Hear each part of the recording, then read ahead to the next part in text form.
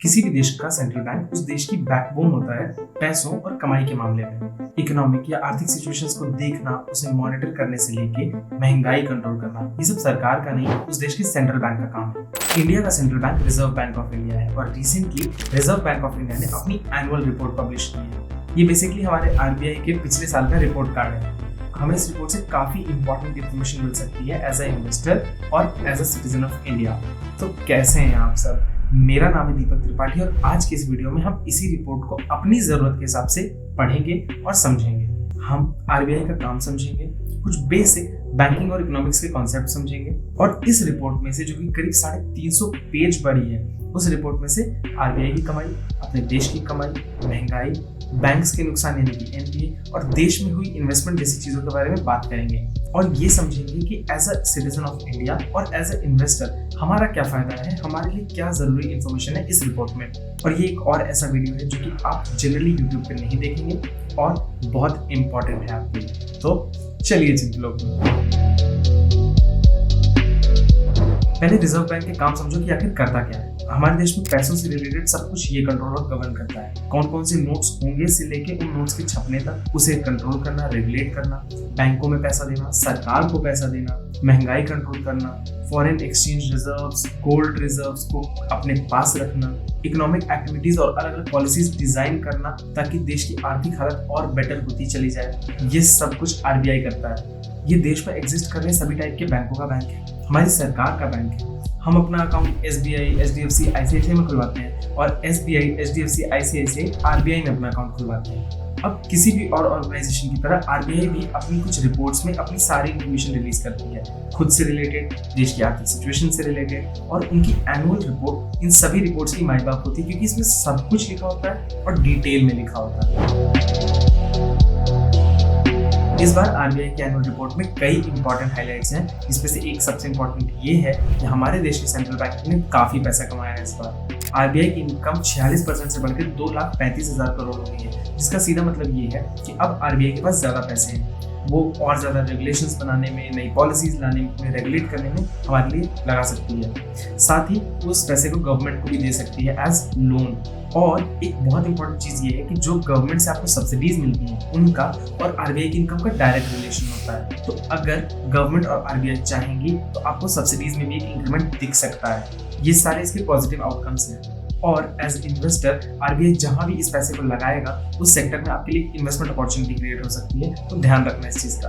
दूसरी major highlight है India की जीडीपी को लेके, यानी कि हमारे देश की कमाई को लेके। जीडीपी हमने इस शॉर्ट वीडियो में अच्छे से समझाया है, बट सिंपल भाषा में समझो तो इस देश की कमाई, सरकार की नहीं, देश की कमाई। आरबीआई की इस एनुअल रिपोर्ट के हिसाब से साल 2022-23 में इंडिया की जीडीपी 7% से ग्रो की है और इस समय हमारी जीडीपी कुछ $3.75 ट्रिलियन के आसपास है। अगर हम इसे ऐसे ही सुने तो हमें ज्यादा कुछ समझ में नहीं आता, पर इसे ऐसे समझो कि देश भर के सभी लोगों की टोटल कमाई 3.75 ट्रिलियन डॉलर है इस समय। और अगर मैं कंपैरिजन के लिए बताऊं तो साल 2018 में ही इंडिया की जीडीपी 2.7 ट्रिलियन डॉलर्स थी, यानी कि करीब 2,70,000 करोड़। यानी लोगों की इंडिविजुअल लेवल पे कमाई बढ़ रही है और इस कमाई बढ़ने का जो लेटेस्ट रेट है वो 7% है। 7% से लोगों की ये कमाई बढ़ रही है और इस समय करीब 3,75,000 करोड़ है। ये 7% अपने आप में सुनो तो एक अच्छा नंबर लगता है कि 7% से ग्रो कर रही है, बट पिछले ही साल ये रेट 9% था। इस साल ये काफी गिर गया है, जिसका एक ऑब्वियस रीजन ये है कि ग्लोबल लेवल पे पूरी दुनिया में रिसेशन और जॉब लेऑफ्स का कंडीशन चल रहा था और उसका एक डायरेक्ट इंपैक्ट इस पे पड़ा है। इंडिया बहुत ही जल्दी $4 ट्रिलियन का मार्क टच करेगा और ये सभी इंडियंस के लिए बहुत प्राउड होने वाली बात है। एज इन्वेस्टर मैं आपको ये गाइड कर सकता हूँ कि जीडीपी को ढंग से मॉनिटर करो। इसी रिपोर्ट में आपको मिल जाएगा कि जीडीपी का कितना कंट्रीब्यूशन कहाँ से आ रहा है। अगर आपने ये चीज पकड़ ली कि सबसे ज्यादा जीडीपी में कौन सा सेक्टर कंट्रीब्यूट कर रहा है, तो वो आपके लिए अच्छी इन्वेस्टमेंट अपॉर्चुनिटी बन सकता है। सोचो। तीसरा हाईलाइट जो है ज्यादातर लोगों के लिए काफी इंपॉर्टेंट है कि भाई महंगाई कितनी बढ़ी। हम लोग सब्जियों के रेट से अंदाजा लगाते रहते हैं, पर इस रिपोर्ट में एक्चुअल नंबर होते हैं कि कितनी बढ़ी। उसका जवाब है 6.7%। यानी अगर ये रेट ऐसा ही चलता रहा साल भर तो कोई चीज अगर आज 100 रुपए की है, अगले साल वो इसी टाइम पे 106.70 की हो जाएगी। इसके कई रीजंस हैं, जैसे रशिया यूक्रेन वॉर की वजह से क्रूड ऑयल महंगा हो गया था। अब अगर तेल महंगा है तो सब कुछ महंगा। दूसरा, जॉब ले ऑफ्स चल रहे थे, दुनिया भर में रिसेशन का माहौल बन रहा था, इसलिए ये महंगाई काफी ज्यादा बढ़ी है और ये दुनिया भर में बढ़ी है। और इसके लिए आरबीआई ने सबसे बड़ा मेजर ले लिया है ऑलरेडी। आरबीआई ने रेपो रेट को 4% से 6.5% कर दिया। अब इसका क्या फर्क पड़ेगा कि रेपो रेट वो रेट ऑफ इंटरेस्ट है जिसपे आरबीआई दूसरे बैंकों को लोन देता है और दूसरे बैंक फिर उसमें कुछ अपना परसेंट ऐड करके आपको लोन देते हैं। अब इवेंचुअली क्या होगा, आपका लोन महंगा होगा। अब अगर आपके लोन का इंटरेस्ट बढ़ गया है तो आप घर कम खरीदोगे, गाड़ी कम खरीदोगे और इवेंचुअली क्या होगा, चीजों के लिए डिमांड कम हो जाएगी। डिमांड कम होगी तो महंगाई अपने आप कम हो जाएगी। Simple economics. अब बात करते हैं उस चीज के बारे में जो कि एज ए इन्वेस्टर आपके लिए डायरेक्टली असर करती है। हाँ, तभी जब आप खुद से एनालिसिस करके शेयर या म्यूचुअल फंड खरीदते हो, स्पेशली अगर आप बैंक्स के शेयर या म्यूचुअल फंड खरीदते हो। एनपीए यानी नॉन परफॉर्मिंग एसेट्स, ये वो लोन होते हैं बैंक्स के जो खराब हो गए। बैंक्स ने किसी को लोन दिया और अब वो लोन रीपे नहीं कर रहा है या नहीं कर पा रहा है। इसके कई रीजंस होते हैं कि जिसने लोन लिया उसके पास पैसे ही नहीं, या लोन लेने वाला और उसके गारंटर दोनों की डेथ हो गई, या जानबूझकर वो देश छोड़ के विजय माल्या या नीरव मोदी हो गए।